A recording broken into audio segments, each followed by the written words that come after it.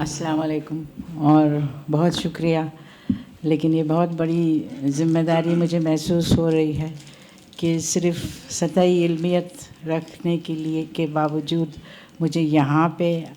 آپ سب سے متعارف ہونے کا موقع آپ نے دیا۔ چھوٹا منہ اور بڑی بات ہے، جس شخصیت کے بارے میں ہمیں جاننا ضروری ہے اس کی زندگی قرآن کے حوالے سے اور شریعت کے حوالے سے میں اپنی وساطت سے کہنا چاہوں گی کہ انتہائی محدود، اور جو مجھے آنا چاہیے وہ اتنا نہیں آتا، لیکن پھر بھی کچھ چیزیں خواتین کے حوالے سے، ایک تو ہم جو روزمرہ دیکھتے ہیں، اور دوسرا جو ہمارے تقاضے ہیں وہ اگر ہم پورا ہوتے نہیں دیکھتے، اور دوسرا پھر بھی بہت ساری مثالیں ہم دیکھتے ہیں خواتین کو آگے آنے کی، ان سب کو سامنے رکھتے ہوئے ایک باشعور فرد کی حیثیت سے، مسلمان کی حیثیت سے بھی، مومن کی حیثیت ذرا جواب دہی کی مستحق ہے۔ میں کم سے کم تو یہ نہیں دعویٰ کر سکتی کہ اس پہلے سطح پر بھی پہنچی ہوں، لیکن مسلمان کی حیثیت سے اتنے شعور اور آگہی اللہ کا الحمدللہ اللہ کے فضل سے بچپنے سے اب تک جو باتیں بتائی گئی ہیں اس میں عورتوں کا مقام اور بچوں کی تربیت رسول اللہ صلی اللہ علیہ وسلم کے سیرت کو دیکھتے ہوئے جو قرآن کے معنی رکھتی ہے اس حوالے سے بتایا گیا ہے۔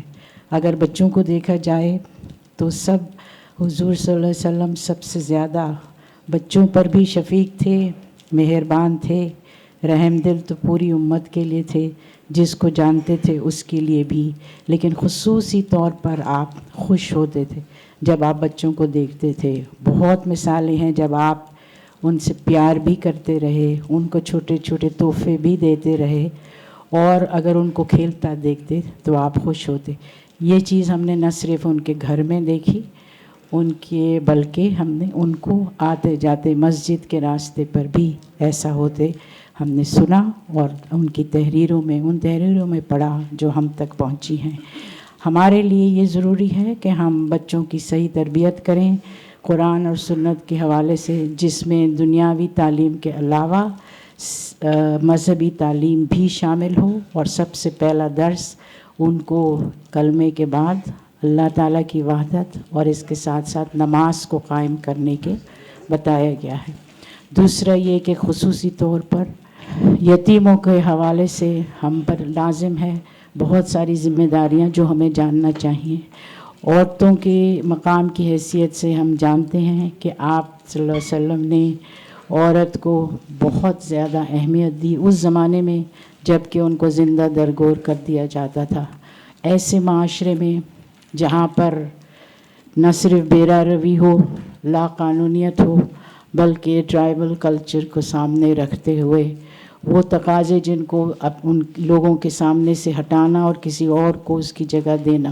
بہت ناممکنات میں سے شامل تھا، تو آپ صلی اللہ علیہ وسلم کی دیرینہ کوششوں کے بعد اس معاشرے کو ایک مہذب معاشرہ ملا جس میں عورتوں کو ان کا مقام دیا گیا۔ نہ صرف عورتوں کا احترام، ان کی رائے کی اہمیت، میراث میں ان کا مقام اور ان کی شرکت، یہ سب چیزیں اس زمانے میں ہوئیں اور ہم تک پہنچیں۔ اب ہم پر لازم ہے کہ ہم ان چیزوں کو سمجھیں اور جانیں، اور جس کے پاس بھی جو اختیار ہے اس حوالے سے وہ ان پر عمل درآمد کرائیں۔ بہت شکریہ۔ بہت شکریہ۔